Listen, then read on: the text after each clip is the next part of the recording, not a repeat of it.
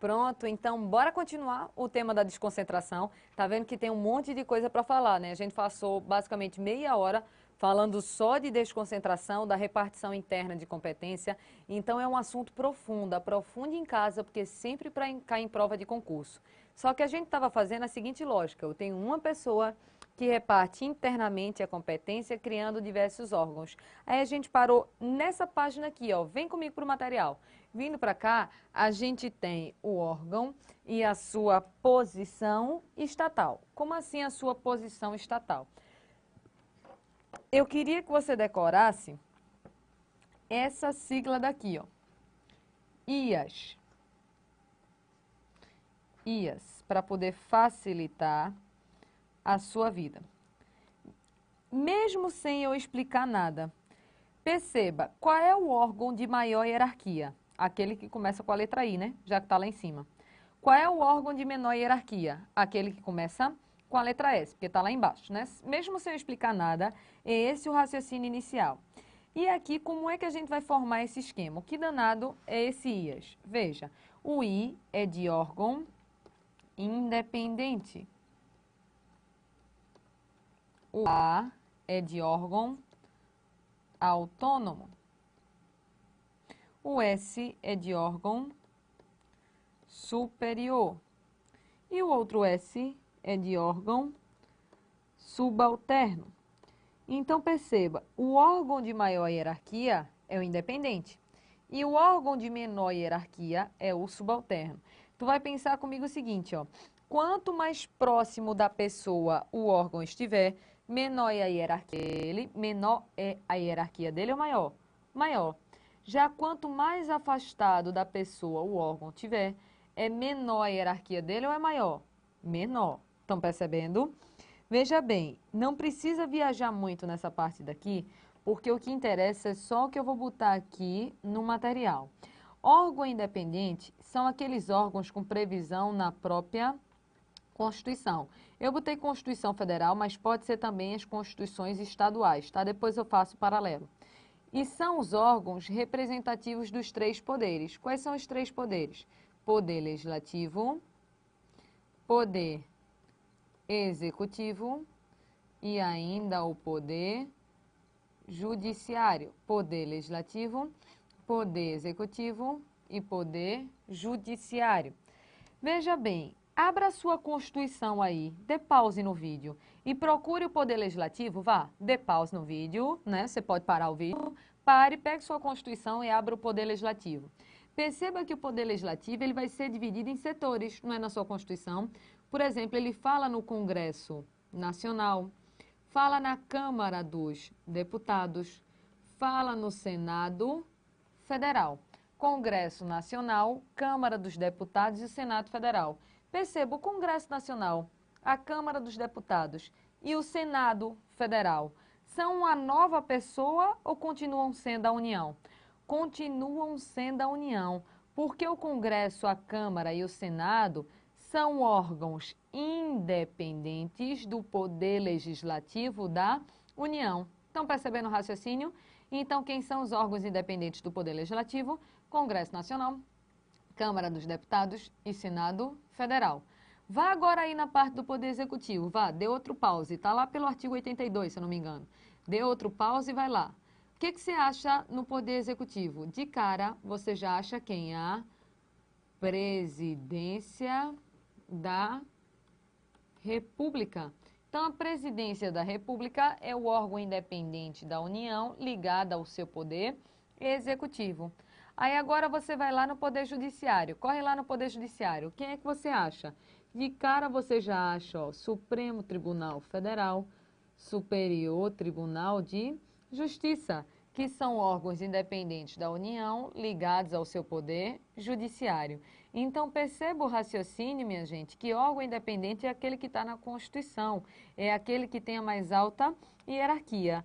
Aí deles você vai baixando, ó. Por exemplo, tem órgão autônomo. De autônomo tem dois exemplos que caem nas suas provas. Quais são? Tem os ministérios os ministérios, que são federais, e as secretarias. Por exemplo, a gente tem o Ministério da Saúde no plano federal e tem a Secretaria de Saúde nos planos estaduais. Os ministérios já são órgãos considerados autônomos. Aí você vai baixando para poder fazer uma hierarquia. Órgão superior é aquele que ainda tem algum poder de direção. É aquele que ainda tem algum poder de chefia. É aquele que ainda tem algum poder de comando. Então, é o órgão superior. E subalterno é o mais fácil. Órgão subalterno, você responde simplesmente na sua prova, que é o resto. É quem não manda em nada. O resto é órgão subalterno. Não que eu esteja menosprezando, longe de mim, mas resto no sentido de não independente, não é autônomo, não é superior, vai ser considerado órgão subalterno. O que eles gostam mais de perguntar em prova disso daqui? Quem é independente, eles adoram perguntar sobre os órgãos independentes e sobre os órgãos autônomos. Mas para efeito de prova de concurso, os exemplos que aparecem são esses daqui que eu coloquei no material. Aí olha como fica mais fácil de você visualizar. Perceba o raciocínio aqui comigo. Vou voltar uma página, dá o print nessa tela. Copiou em casa? Pronto, beleza. Então, deixa eu voltar aqui, ó. Lembra que a gente fez essa parte daqui no bloco passado, onde a gente falou a pessoa com os seus diversos órgãos? Aí eu quero que você visualize comigo o seguinte, ó. A presidência da República é um órgão. E agora a gente já sabe que vai ser um órgão o quê? Independente. Os ministérios, a gente já sabe que vai ser órgão o quê? Autônomo. Aquele que tem o poder de direção vai ser um órgão o quê? Superior. E aquele que não manda em nada, a gente coloca que é órgão subalterno. Então, perceba que quanto mais próximo da pessoa, maior a hierarquia. Quanto mais afastado da pessoa, menor a hierarquia.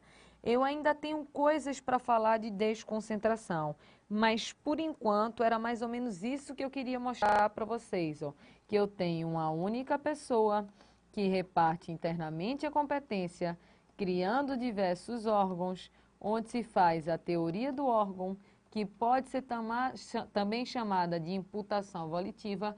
E olha o criador, aquele que eu te disse que era formado tanto em direito quanto em medicina, Otto Gierke. Então, ele criou a teoria do órgão, onde disse que os atos praticados pelo órgão, na verdade, vão ser atribuídos à própria pessoa. Esse foi o fenômeno da desconcentração, que é uma repartição interna de competência. Vê só, eu te dei o seguinte exemplo agora.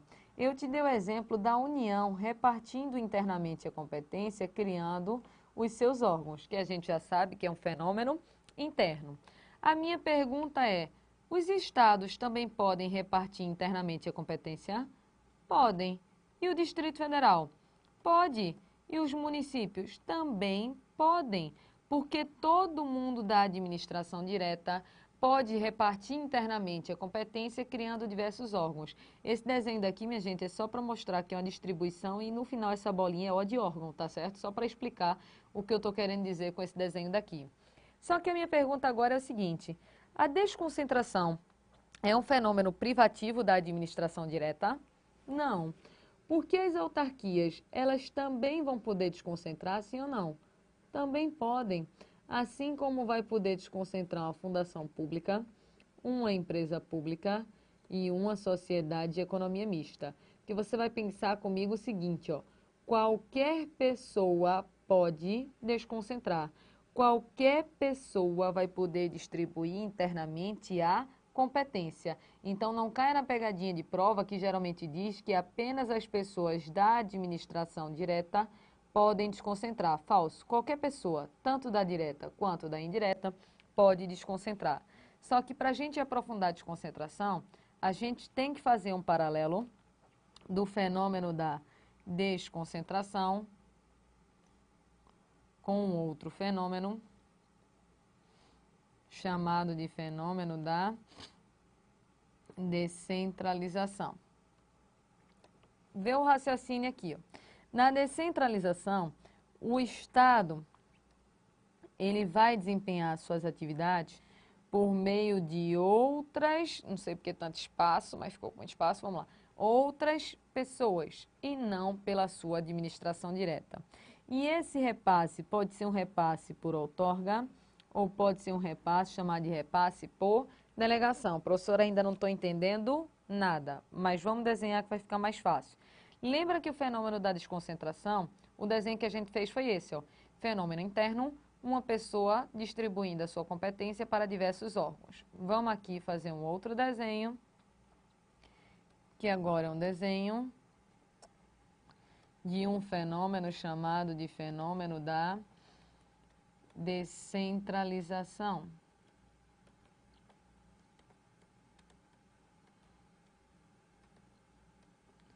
Fenômeno chamado de descentralização. A diferença básica já inicial do fenômeno da desconcentração para o fenômeno da descentralização é o seguinte, ó. Enquanto na desconcentração eu tenho uma pessoa distribuindo internamente a competência, na descentralização eu vou ter uma pessoa passando uma atividade para outra pessoa. Então, eu tenho uma pessoa passando uma atividade para outra pessoa. Só com isso que eu te mostrei. Essa descentralização é um fenômeno interno ou é um fenômeno externo? Perceba que só com esse desenho inicial, você já sabe que a descentralização é um fenômeno externo, diferente da desconcentração, que é um fenômeno interno. E como é que pode acontecer esse repasse? Não se incomoda que depois eu explico. Pode acontecer de duas formas. Por vontade da lei ou por vontade da administração. Quando o repasse acontece por vontade da lei, essa descentralização, ela recebe o nome de descentralização por outorga. Recebe o nome de descentralização por outorga. Já quando o repasse da atividade acontece por vontade da administração, essa descentralização vai ser chamada de descentralização na forma de delegação. Então, vamos devagarzinho. Pode ser que o repasse tenha acontecido por vontade da lei ou tenha acontecido por vontade da administração. Quando o repasse de uma pessoa para outra pessoa acontece por vontade da lei, eu chamo de descentralização na forma de outorga. Já quando o repasse acontece por vontade da administração, eu chamo de descentralização por delegação. Aí olha o exemplo que eu vou fazer, veja só. Imagina o seguinte, imagina aqui a União, e imagina aqui do outro lado o INSS, por exemplo. Lembrando que o INSS eu estou dando o exemplo de uma autarquia. A gente ainda não começou a estudar as autarquias, mas creio que algum de vocês já sabe o seguinte, ó. Essa autarquia, ela é criada mediante o quê? Lei. Se é lei, alguém tem que fazer a lei. Então, digamos que a União fez a lei para criar o INSS. Por isso que o INSS é uma autarquia federal. Perceba o seguinte, o serviço de previdência passou da União para o INSS. E olha o raciocínio, a União é uma pessoa e a autarquia é outra pessoa. Só que o serviço de previdência está passando de uma pessoa para outra pessoa. Por quê? Por vontade de uma o quê? Lei. Porque vem uma lei, criou o INSS para poder desempenhar as atividades previdenciárias. Então, como a atividade passou de uma pessoa para outra pessoa por vontade da lei, eu chamo isso daqui de quê? De descentralização por outorga. E na descentralização por outorga, eu quero que você visualize o seguinte, ó. Hoje, quem é que desempenha a atividade previdenciária? É a União ou o INSS? INSS, porque essa pessoa que recebe a atividade, ela recebe a execução. O que é receber execução do serviço público? É poder realizar aquela atividade. Então, receber execução é poder realizar a atividade. Só que além da execução, ela recebeu também a titularidade. Então, hoje, se você tem algum problema previdenciário, você não vai atrás da União, você vai atrás do INSS. Aí eu vou voltar um slide, ó. O que aconteceu naquele caso que eu desenhei foi uma descentralização por outorga. E perceba que nessa descentralização por outorga, a pessoa que recebe a outorga recebe tanto a execução de um serviço, como recebe a própria titularidade. Como recebe a própria titularidade. Então, quando o repasse do serviço é feito por outorga, eu passo tanto a execução do serviço público, como eu passo a própria titularidade. E como é o caso da delegação? Vou fazer outro desenho para poder você entender melhor. Vê só. Imagina esse caso daqui, ó. A União, existia um momento em que ela estava sobrecarregada demais. Aí, como ela não estava dando conta de diversas atividades, o que ela fez?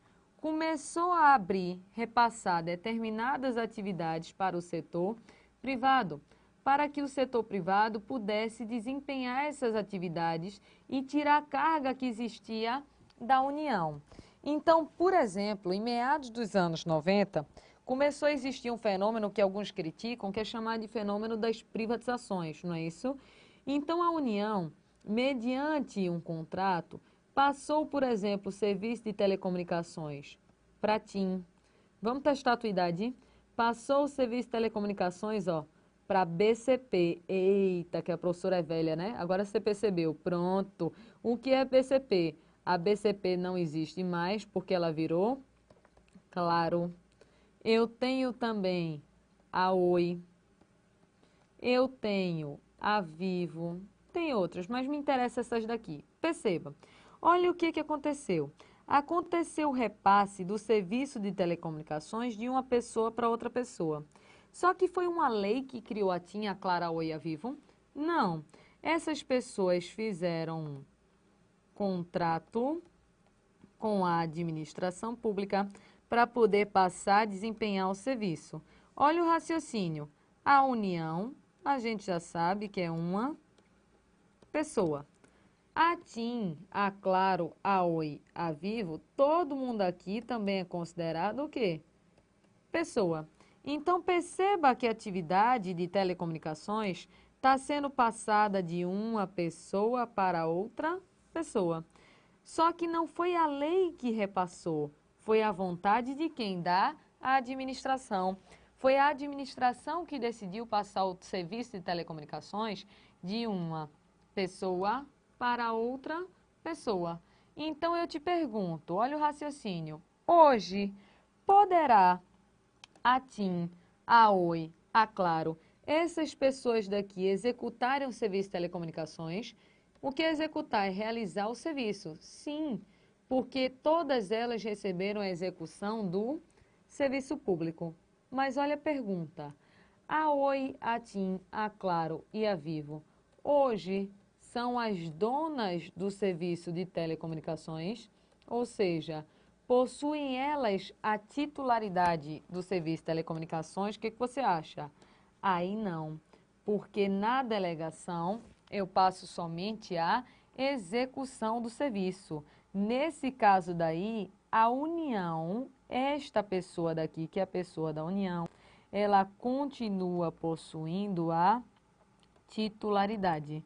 O que ela passou foi somente a execução do serviço. Ela não passou a titularidade. Vamos montar no esquema? Dá o print nessa tela. Copiou? Pronto.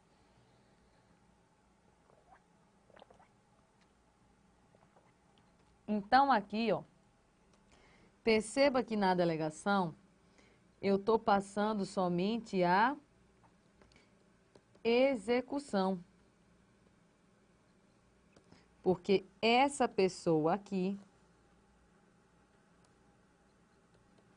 ela é que continua com a titularidade. E é execução de quê, professora? É a execução de um serviço público. Então, perceba que eu tenho duas formas de descentralizar. Eu posso passar uma atividade de uma pessoa para outra pessoa por vontade da lei ou por vontade da administração. Quando a vontade é da lei, eu chamo de descentralização por outorga. Quando a vontade é da administração, eu chamo de descentralização por delegação. Então, veja o paralelo que dá para a gente fazer. Vê só. Quando eu tenho uma única pessoa e essa pessoa distribui internamente a competência, eu tenho um fenômeno chamado de desconcentração. Agora, quando eu tenho uma pessoa passando uma atividade para outra pessoa, sendo um fenômeno externo, eu tenho um fenômeno da descentralização. Só que no caso da descentralização, ela pode acontecer por vontade da lei ou por vontade da própria administração. Quando, por exemplo, é feita uma lei para criar a pessoa para desempenhar a atividade, aí vai ser outorga. E a pessoa que foi criada recebe tanto a execução do serviço quanto a própria titularidade, que é o caso das autarquias. Agora, quando é, por exemplo, uma pessoa do setor privado que fez um contrato com a administração, recebendo a possibilidade para poder executar aquele serviço público, isso vai ser descentralização na forma de delegação. E nessa delegação, a pessoa que recebeu, ela só pode executar o serviço, mas ela não é a titular, ela não é a dona, porque a titularidade continua sendo de quem deu a delegação e não de quem recebeu. Beleza? Um ponto tranquilo até aqui. Eu só quero fazer uma pergunta para vocês. Tu lembra que tem dois tipos de pessoa? Pessoa física e pessoa jurídica. Tem dois tipos de pessoa. A gente já sabe que a descentralização é passar de uma pessoa para outra pessoa. A pergunta que eu quero te fazer é a seguinte, ó, vem comigo no material, para eu ir esquematizando já. Essa pessoa que passa o serviço, essa daqui, ó, que passa o serviço, você já vai pensar como alguma pessoa que está relacionada à administração direta. Então, essa pessoa daqui é alguém da administração direta. Ou é a União, ou os estados, ou o Distrito Federal, ou os municípios. É uma pessoa da administração direta. A minha pergunta é, essa pessoa que recebe a atividade, é uma pessoa física ou jurídica? Vamos lá. No caso da outorga, o desenho que eu fiz foi esse daqui, ó. Vou até dar nome aos bois. Isso daqui foi um caso de outorga. Perceba, quem passou o serviço foi a União. Quem recebeu o serviço foi uma autarquia. A gente já sabe que a União é uma pessoa e que a autarquia é uma pessoa. E a autarquia, pessoal, é uma pessoa física ou é uma pessoa jurídica? A autarquia é uma pessoa jurídica. Então, veja, a gente já sabe que nesse caso daqui, a outorga pode vir a ser para a pessoa jurídica. A minha pergunta é, a outorga pode ser para a pessoa física? Aí olha o raciocínio que eu vou fazer com vocês. A lei, ela não é feita para criar essa pessoa, não é? A União, por exemplo, fez uma lei e essa lei criou a pessoa do INSS. Então, essa pessoa que recebe a outorga, ela é criada por lei. Aí eu vou repetir a pergunta olhando para o seu olho. A outorga a gente já sabe que pode ser para pessoa jurídica. Mas a minha pergunta é, a outorga pode ser para uma pessoa física? O que você acha? É complicado, né? Sabe por que que é complicado? Porque na outorga, a pessoa que recebe o serviço foi criada por lei. Você foi criada por lei? Não. Eu também não fui criada por lei. Fomos criados de outro jeito, né? Que não cabe comentar aqui no momento. Mas você sabe que você foi criado de outro jeito. Então, como na outorga é feita uma lei para criar aquela pessoa, é claro que não vai ser uma pessoa física, só pode ser pessoa jurídica. Beleza até aí? Então, a outorga é só para pessoa jurídica. E delegação? Vem comigo. Na delegação é assim, ó. O exemplo de delegação que a gente deu foi esse daqui, ó. A união de um lado, não é isso? E a TIM do outro. Aqui a gente colocou o exemplo de delegação. Perceba, eu tenho a pessoa da união e eu tenho as seguintes pessoas aqui, ó. TIM, Claro, Oi, Vivo. Essas pessoas daqui são pessoas físicas ou jurídicas? Jurídica? Então, vamos anotar. A delegação, então, pode ser para a pessoa jurídica. A minha pergunta é, essa delegação pode ser para a pessoa física, sim ou não? O que você acha? Não pode ou pode? Pode, e eu quero que você lembre de um exemplo. Veja só, olhe um táxi, qualquer táxi que você olhar na rua, no carro, lá na lataria do carro, vai ter assim, ó, TP número tal. Não tem isso lá na lataria do carro? O que é TP número tal? É táxi permissionário, porque o taxista recebeu uma permissão para executar o serviço público de transporte. Olha o raciocínio. Se eu cansei de trabalhar em pé e falando, não quero mais, cansei de trabalhar em pé e falando, eu quero trabalhar sentada e calada, resolvi ser taxista. É só pintar meu carro de branco, botar uma placa vermelha e começar a rodar? Claro que não, é a doida? Não posso. Porque o serviço público de transporte só pode ser executado se o Estado permitir.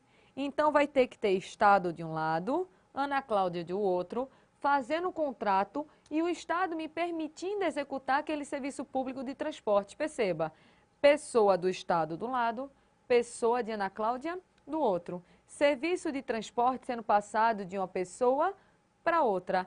Foi a lei que me criou? Não. O que eu fiz foi um contrato com a administração para ela me permitir executar aquele serviço público de transporte. Eu não sou mais a dona, não sou a dona do serviço de transporte, mas eu posso executar, porque eu recebi uma permissão. Então, lembra do taxista, TP número tal, táxi permissionário. Então, quer dizer que aquela permissão, aquela delegação, ela pode acontecer para uma pessoa física. Já a outorga, ela só pode acontecer para pessoas jurídicas. Beleza até aí? Volta comigo aqui rapidinho. Voltando para cá, a gente visualiza o seguinte, ó. Eu tenho outorga, tenho delegação. Você com certeza já decorou esses nomes de tanto que a gente falou. Então, você já sabe que na outorga, a lei cria a pessoa e repassa a execução e a titularidade. Na delegação, a administração faz um contrato e com esse contrato repassa a execução de um serviço público. O problema é que tudo na vida tem sinônimo, ó. Dá uma olhada. Pode aparecer na sua prova descentralização por outorga, técnica, funcional ou por serviço. E em vez de delegação, pode aparecer colaboração. Como assim, ó? Pode aparecer na sua prova falando de descentralização técnica, funcional ou por serviço. O que é isso, professora? A mesma coisa que a gente explicou de outorga, é sinônimo. Pode aparecer o sinônimo na sua prova. E em vez de aparecer o nome delegação, pode aparecer o nome colaboração. É porque o povo gosta de complicar, como eu te disse. De regra, cai o nome outorga e delegação. Mas pode ser que ele venha a pedir algum sinônimo na sua prova. Sabe como é que eu decorei para nunca esquecer? É babaca, mas ajudam. Delegação, eu lembro que rima com colaboração. Não rima com técnica, não rima com funcional, não rima com por serviço. Então, o que não rima é sinônimo de outorga. Lembra, delegação rima com colaboração. O resto dane-se. O resto é sinônimo de outorga. Até aqui, pessoal, tranquilo? Só que a gente tem que fazer uma tabela falando de alguns pontos ainda, diferenciando a desconcentração da descentralização. Mas a tabela só vem no próximo bloco.